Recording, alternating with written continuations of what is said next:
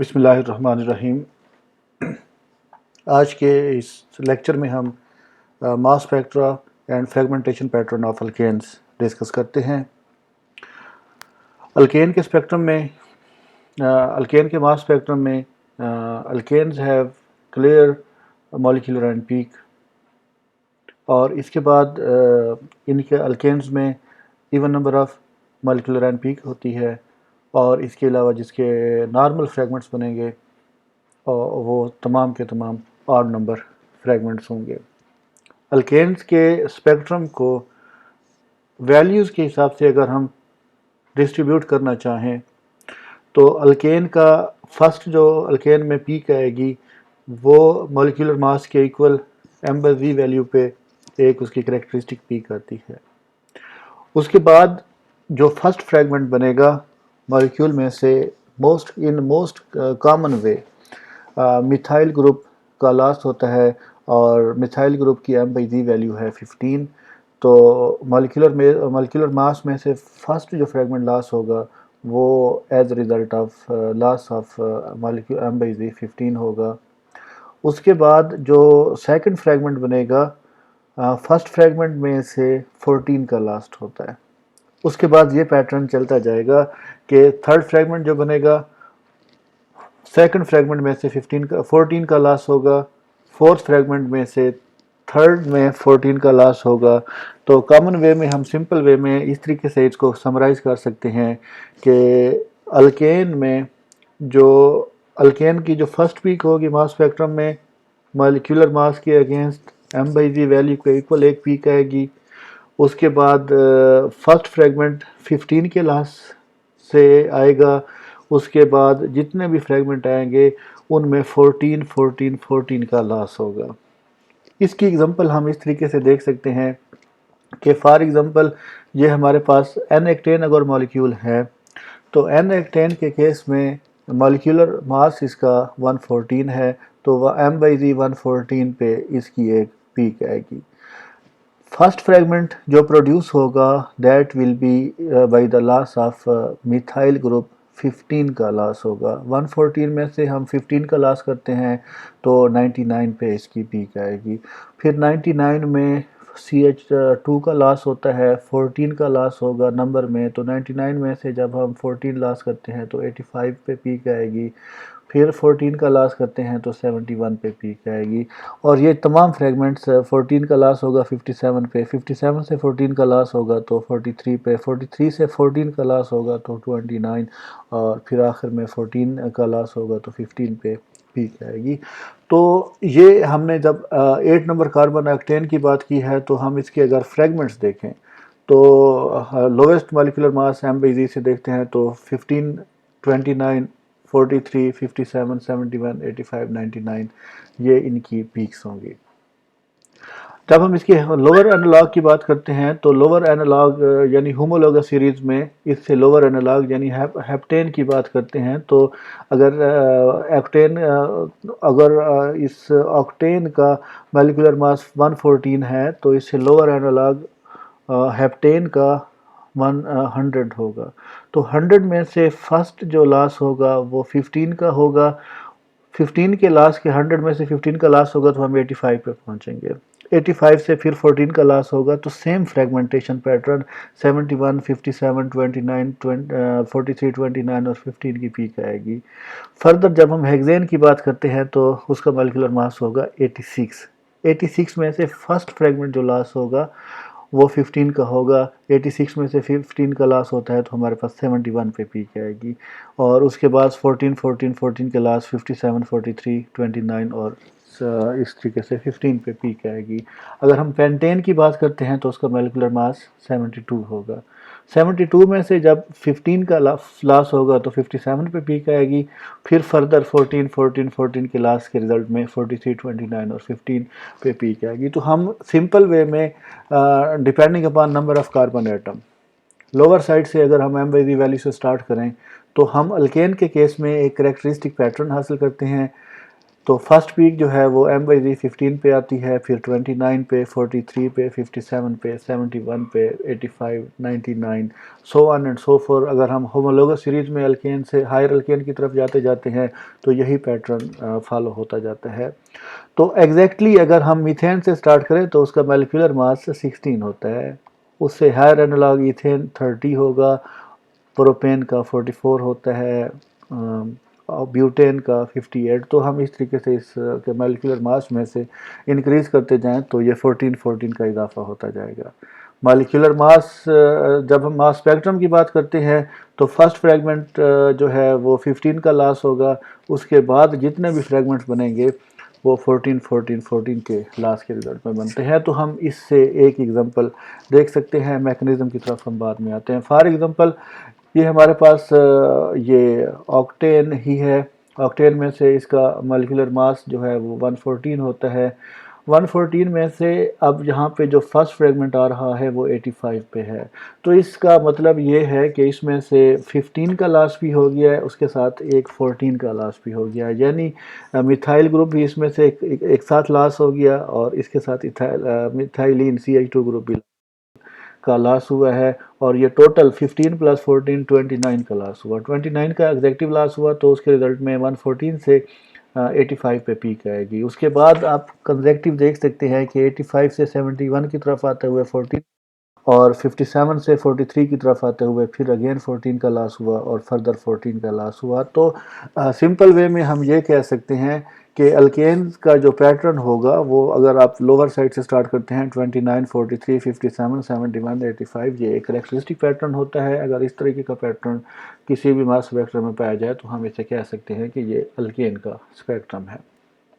Further alkanes में जो first fragment loss होता है, अगर स्मॉलर अल्केन्स हैं तो उसमें से 15 का लॉस होगा, और अगर हायर अल्केन है तो ब्रांच पोजीशन से जो है फ्रेगमेंट लॉस हो सकता है। तो ब्रांच पोजीशन पे अगर फॉर एग्जांपल प्रोपाइल ग्रुप मौजूद है तो मॉलिक्यूलर में से डायरेक्टली 43 का लॉस होगा तो 71 पे पीक आएगी। तो इस तरीके से हम इसका जो है पैटर्न जो है वो करेक्टराइज कर सकते हैं। अब आ जाते हैं इसके जो फ्रेगमेंटेशन पैटर्न है कि हम फ्रेगमेंटेशन पैटर्न इसका कैसे करेक्टराइज कर सकते हैं। ये हमारे पास ऑक्टेन है।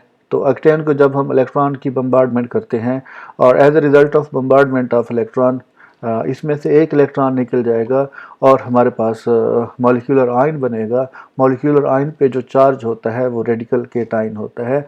रेडिकल केटाइन इलेक्ट्रॉन के लॉस में मॉलिक्यूलर मास में कोई फ़र्क नहीं पड़ता।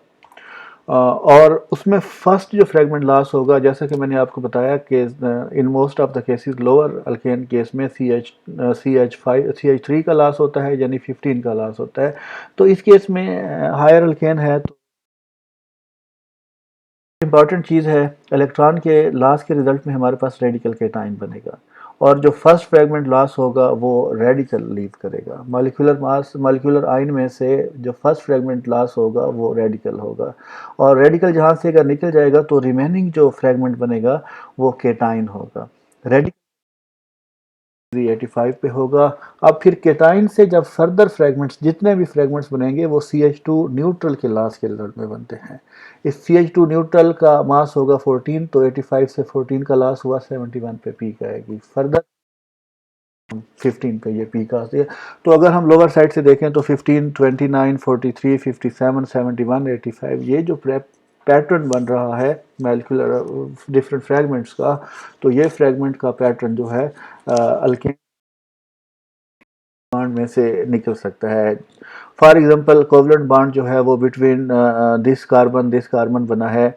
इस कार्बन ने भी एक इलेक्ट्रॉन शेयर किया हुआ है, इस कार्बन ने भी इलेक्ट्रॉन शेयर किया हुआ है।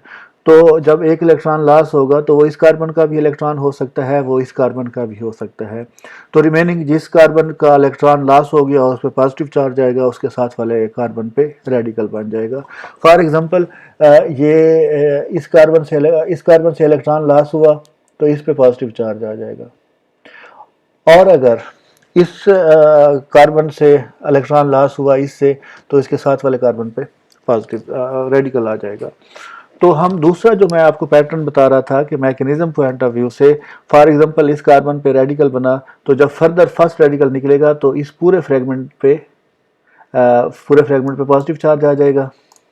और दूसरा जो हम बात कर रहे हैं कि ये जो, क्योंकि इलेक्ट्रॉन की रिमूवल रैंडम होती है, तो अगर इस कार्बन पे रेडिकल रह जाए और इस पे पॉजिटिव चार्ज आए तो ये पूरे का पूरा fragment as a radical loss होगा। रेडिकल मास स्पेक्ट्रम में ऑब्जर्व नहीं होता, और M/Z15 यानी CH3 ऑब्जर्व होगा तो M/Z15 पे इसकी पीक आएगी। हम यही वाला पैटर्न नेक्स्ट कार्बन की तरफ मूव करें तो इस कार्बन पे रेडिकल आ सकता है, इस पे पॉजिटिव चार्ज आ सकता है। अगर इस पे रेडिकल होगा तो इसमें से C2H5 का लॉस होगा, मॉलिक्यूलर मास में से C2H5 का लॉस होगा, तो M/Z85 पे पीक हासिल करेंगे। वाइस वर्सा इसका दूसरा केस क्या होगा कि इस CH2 CH3 पे पॉजिटिव चार्ज हो और इस पे रेडिकल बन जाए, तो इस केस में ये जो फ्रेगमेंट होगा ये लॉस हो जाएगा और M/Z29 पे हमारे पास पीक आ जाएगी। अगर हम इसको फर्दर नेक्स्ट कार्बन की तरफ एक्सटेंड करें तो इस पे रेडिकल आ सकता है, तो C3H7 का लॉस होगा। C3H7 का लॉस मतलब है मॉलिक्यूलर मास में से 114 में से 43 का लॉस होगा तो 71 पे पीक आएगी, और दूसरी C3H7 पे पीक आएगी जो कि 43 इसका चार्ज बनता है। इसी तरीके से अगर हम फर्दर मूव करते जाएं तो हम डिफरेंट फ्रेगमेंटेशन इस मेथड से भी हम ऑब्जर्व कर सकते हैं, उसको मैकेनिस्टिक पॉइंट ऑफ व्यू से हम इस तरीके से भी इनको ऑब्जर्व कर सकते हैं। सिमिलरली अगर हम इस ब्यूटेन का स्पेक्ट्रम देखें तो ब्यूटेन का स्पेक्ट्रम क्लियर है कि फर्स्ट ऑफ ऑल इसका जो मॉलिक्यूलर मास है वो 58 है, उसमें से फर्स्ट फ्रेगमेंट 15 के लास्ट से प्रोड्यूस हुआ, 43 पे पीक आई, 43 में से 14 का लास्ट हुआ, CH2 निकलेगा 29 पे पीक आएगी, फिर फर्दर CH2 निकलेगा तो M/Z15 पे पीक आएगी।